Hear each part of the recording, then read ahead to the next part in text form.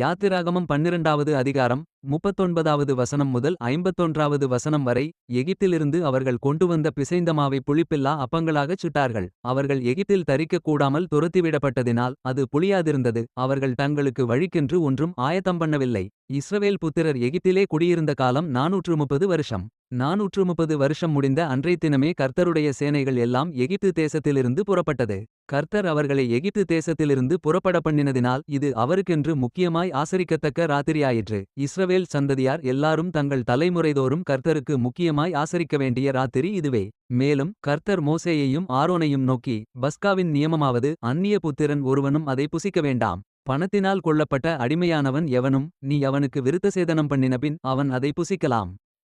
அந்நியனும் கூலியாளும் அதிலே புசிக்க வேண்டாம். அதை ஒவ்வொரு வீட்டிற்குள்ளும் புசிக்க வேண்டும். அந்த மாம்சத்தில் கொஞ்சமாகிலும் வீட்டிலிருந்து வெளியே கொண்டுபோக கூடாது. அதில் ஒரு எலும்பையும் முறிக்கக்கூடாது. இஸ்ரவேல் சபையார் எல்லாரும் அதை ஆசரிக்கக் கடவர்கள். அந்நியன் ஒருவன் உன்னிடத்திலே தங்கி கர்த்தருக்கு பஸ்காவை ஆசரிக்க வேண்டுமென்று இருந்தால் அவனைச் சேர்ந்த ஆண்பிள்ளைகள் யாவரும் விருத்தசேதனம் பண்ணப்பட வேண்டும். பின்பு அவன் சேர்ந்து அதை ஆசரிக்க வேண்டும். அவன் சுதேசியைப் போல் இருப்பான். விருத்தசேதனம் இல்லாத ஒருவனும் அதில் புசிக்க வேண்டாம். சுதேசிக்கும் உங்களிடத்தில் தங்கும் பரதேசிக்கும் ஒரே பிரமாணம் இருக்கக்கடவது என்றார். இப்படியே இஸ்ரவேல் புத்திரர் எல்லாரும் செய்தார்கள். கர்த்தர் மோசேக்கும் ஆரோனுக்கும் கட்டளையிட்டபடியே செய்தார்கள். அன்றைத்தினமே கர்த்தர் இஸ்ரவேல் புத்திரரை அணியணியாய் எகிப்து தேசத்திலிருந்து புறப்பட பண்ணினார்.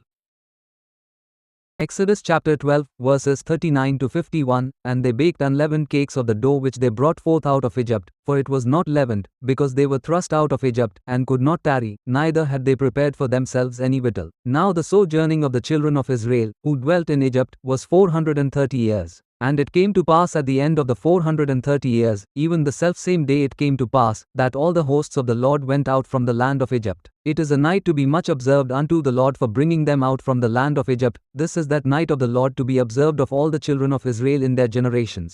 And the Lord said unto Moses and Aaron, This is the ordinance of the Passover. There shall no stranger eat thereof, but every man, a servant that is bought for money, when thou hast circumcised him, then shall he eat thereof. A foreigner and an hired servant shall not eat thereof. In one house shall it be eaten. Thou shalt not carry forth aught of the flesh abroad out of the house, neither shall ye break a bone thereof. All the congregation of Israel shall keep it. And when a stranger shall sojourn with thee, and will keep the Passover to the Lord, let all his males be circumcised, and then let him come near and keep it, and he shall be as one that is born in the land. For no uncircumcised person shall eat thereof. One law shall be to him that is homeborn, and unto the stranger that sojourneth among you. Thus did all the children of Israel, as the Lord commanded Moses and Aaron, so did they. And it came to pass the selfsame day, that the Lord did bring the children of Israel out of the land of Egypt by their armies.